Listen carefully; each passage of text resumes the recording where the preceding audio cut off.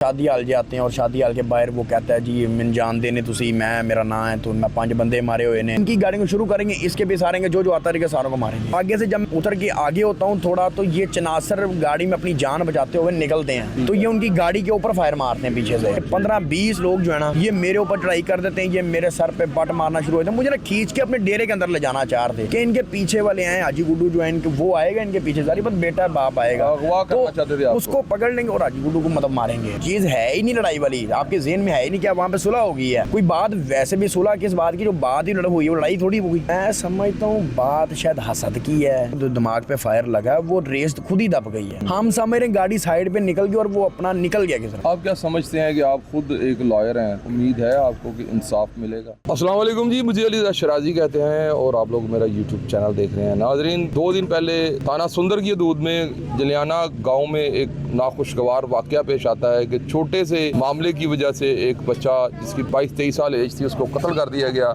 हाजी नवाज गुड्डू साहब का ये साहबजादा था और अभी मेरे साथ मौजूद हैं उनके बड़े भाई हसन साहब जो कि मौके पर खुद मौजूद थे। इनसे जानते हैं कि ये सारा वाकया क्या हुआ और ये क्या माजरा हुआ। अस्सलाम वालेकुम। हाँ जी वालेकुम सलाम भाईजान। किस तरह लड़ाई का आगाज होता है ताड़ा? भाईजान शादी थी हमारे आपस में बरादरी में ही, तो मेरे वाल साहब गए थे बारात के साथ, मैं हॉल में दूसरी साइड, मेरे हमारे रिश्तेदार ही हैं, बरादरी हमारी है। ठीक है। हाँ वाल साहब थे चाचे बाबे ने, मतलब चाचे के बेटे हैं वो। तो उधर हम गए हैं, उधर रास्ते में कोई कट वगैरह हुई है गाड़ियों की, उसमें अपना कोई शादी हाल जाते हैं और शादी हाल के बाहर वो कहता है जी मैंने जान देने तुसी मैं मेरा नाम है तो मैं 5 बंदे मारे हुए ने। ये बड़ा वाकया बात मशहूर हुई है कि उन्होंने आके हाजी साहब के कांधे पे हाथ रखा है तो ये कहा कि मैंने जान देनी मैं पापा।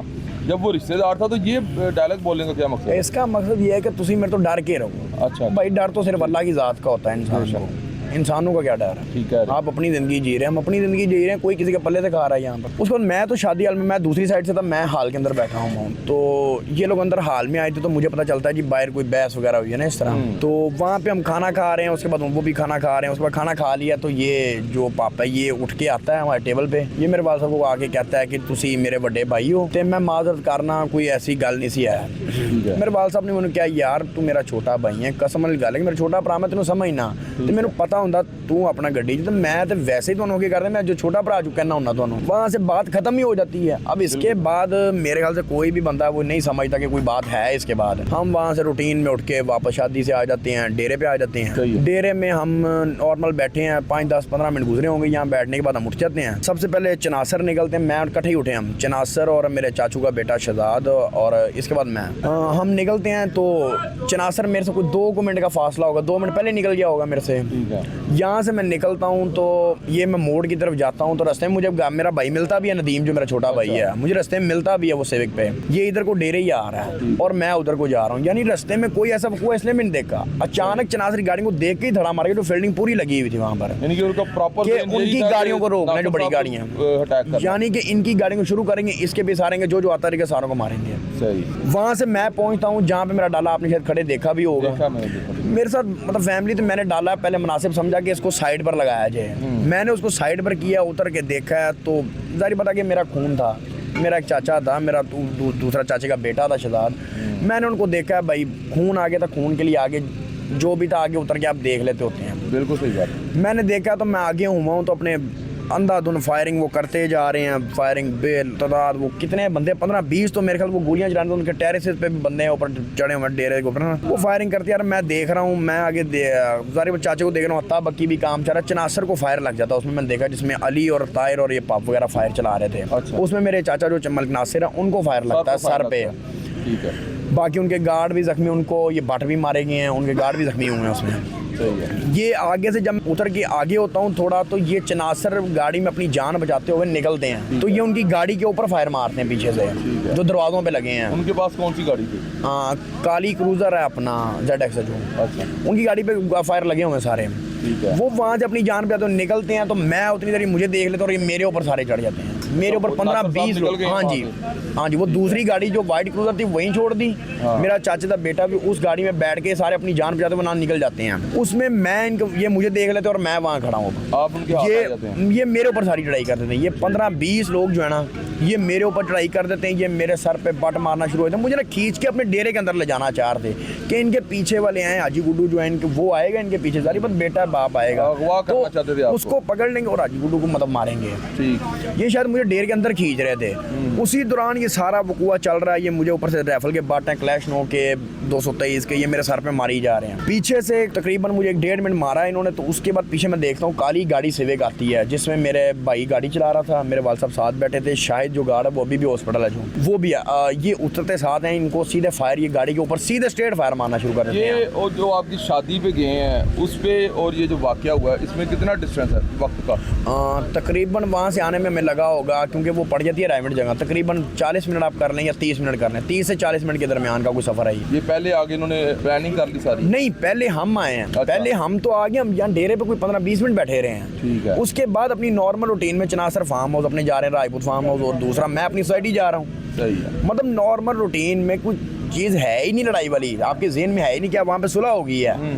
कोई बात वैसे भी सुलह किस बात की, जो बात ही लड़ हुई है वो लड़ाई थोड़ी हो गई। तो पहले भी ये रिकॉर्ड याफ्ता है जो गुलाम मुर्तज़ा? हाँ जी, इन्होंने पहले भी 2000 मेरे ख्याल 9 या 10 की बात है, इन्होंने 5 बंदे मारे थे और इसी मुनाफकत के साथ मारे थे। अच्छा। इन्होंने उसके घर रात जाके, वो हमारे गांव के हैं, वो भी पीछे यहाँ पे आके रहते हैं, उसमें इन्होंने सारी रात उनको मनाता रहा कि सुलह कर लो, ऐ कर लो, मैं थोड़ा सुलह करनी है, तो मतलब हर चीज़ के लिए मनाता है। वहाँ पे भी आप इसकी यही मुनाफकत का खेल देखेंगे। मना के सुबह उनको कहता है जी इकट्ठे आना, अपने सारा अदालत में बयान दें। वो पहले और छोटी-मोटी लड़ाई हुई थी, कोई छोटा नहीं, इसके भाई को फायर लग गया, तो वो उसमें मार के डेथ हो गई थी। जो अनवर है, जिसका बेटा ताहिर बाजू अभी अंदर भी है, जो हमारा मुलजिम भी है। उसके बाद ये सुबह उनको देखता खड़े, उनका भी थड़ा मार के उन सबको मार दिया, अपने के भाइयों को। हाँ जी, बेनोई को छोड़ दिया। हाँ। और 5 को मारा, और ऐसा मारा जिसमें थड़ा मारकर एक बंदे को 150-200 तो फायर मारा होगा। एक 150 से 200 एक बंदे को मैं कह रहा हूँ। आप सोचें वो क्या था।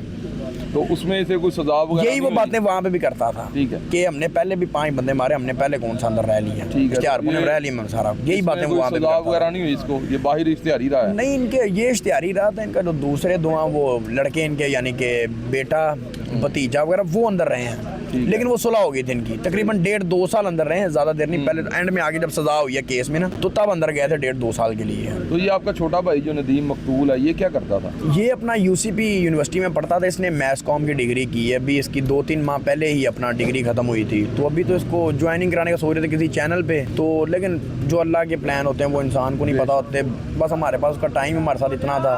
तो आप क्या करते हैं? जी, मैं वकालत की हुई है, मेरा 2018 से 23 बैच है। हाँ, मैंने 2 साल पहले की वकालत मैंने की प्रॉपर्टी थी। का भी काम करते हाँ जी। हैं? आप ये बताएं कि ये जो आपके साथ इनका झगड़ा हुआ, ये कोई पर्सनैलिटी क्लैश की वजह से हो गया? नहीं, मैं समझता हूँ बात शायद हसद की है, लेकिन जी अल्लाह ने दिया है हमें। अगर हम मेहनत करते हैं, मैं खुद डेवलपर हूँ, एक सोसाइटी है मेरियाँ, 1 हैं 2 हैं, मतलब बैरिया में हमारी हाई राइज बिल्डिंग है। हम काम करते हैं, हम उठते हैं सुबह, मेहनत करते हैं, अल्लाह रिज़्क़ दे रहा है। ये लोग क्या हैं, ये सुबह उठते हैं, कुछ नहीं, वेले रहने वाले, कुछ करना नहीं है। हम दे रहे तो हसद ये हमसे क्यों रख रहे हैं?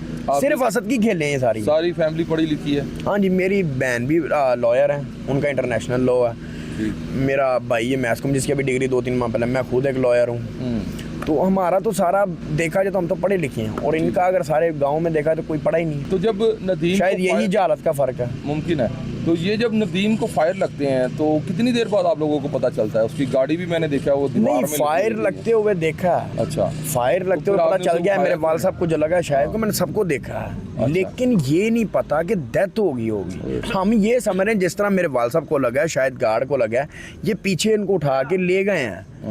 हमें यही ज़हन में लग रहा है, क्योंकि गाड़ी उसके बाद चली थी, राइट साइड को मुड़ गई है, राइट साइड को। लेकिन वो हम ये बात समझ नहीं पाए कि उसके दिमाग पे फायर लगा है, वो रेस खुद ही दब गई है।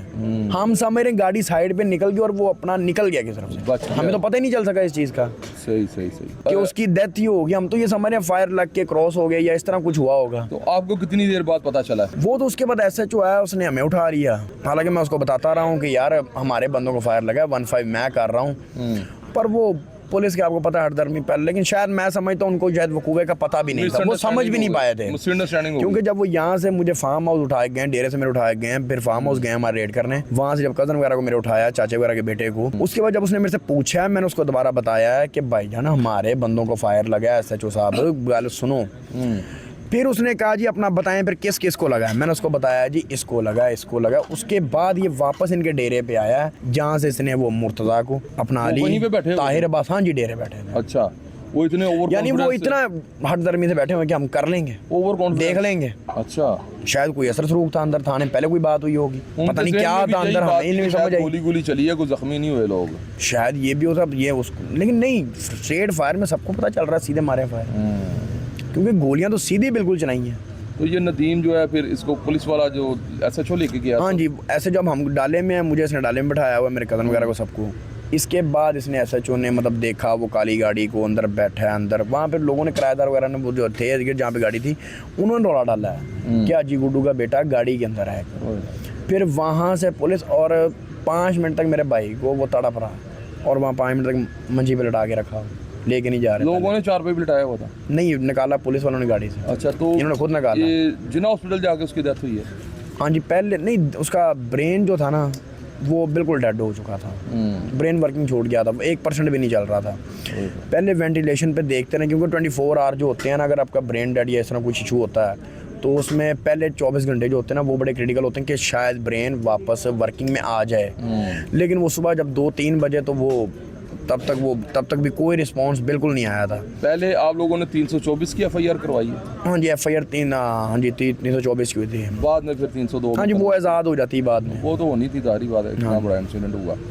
अच्छा, अब आपके साथ जो मिसबिहेव हो गया, समझ लीजिए मिसअंडरस्टैंडिंग में पुलिस ने कर दिया, अब पुलिस ने आपके साथ ताउन कर रही है? हाँ जी, अभी तक तो आ रहे हैं, पूछ रहे हैं, लेकिन हम आपको पता है अपने जब भाई की डेथ हुई हम उन चीज़ों में अभी बिजी हैं, अभी हम उस चीज़ की तरफ देख ही नहीं पा रहे सही तरह, क्योंकि हम उस हादसे को बर्दाश्त नहीं कर पा रहे। आगे देखते हैं इंशाल्लाह वो क्या करते हैं। हम इंसाफ मांगते हैं, जो है मैंने अपनी आंखों से देखा है सब जो हुआ है, किसने किसने क्या किया है, उनको अपना कैफरे किरदार तक उनके पंचायत जो कानून कहता है। आप क्या समझते हैं कि आप खुद एक लॉयर हैं, तो क्या उम्मीद है आपको कि इंसाफ मिलेगा? नहीं, उम्मीद तो है इंसाफ की, देंगे, उम्मीद तो रखते हैं इंशाल्लाह। आपका बेहद शुक्रिया, अल्लाह ताला आपको सब्र दे। तो जी नाज़रीन, जैसा कि आपने सुना मलक हसन साहब की सारी बातें, आपका बेहद शुक्रिया कि आपने ये प्रोग्राम देखा और कमेंट्स बॉक्स में अपनी राय से ज़रूर आगाह कीजिएगा। इसी के साथ अपने मेज़बान अली रज़ा शराजी को दीजिए इजाज़त। पाकिस्तान जिंदाबाद।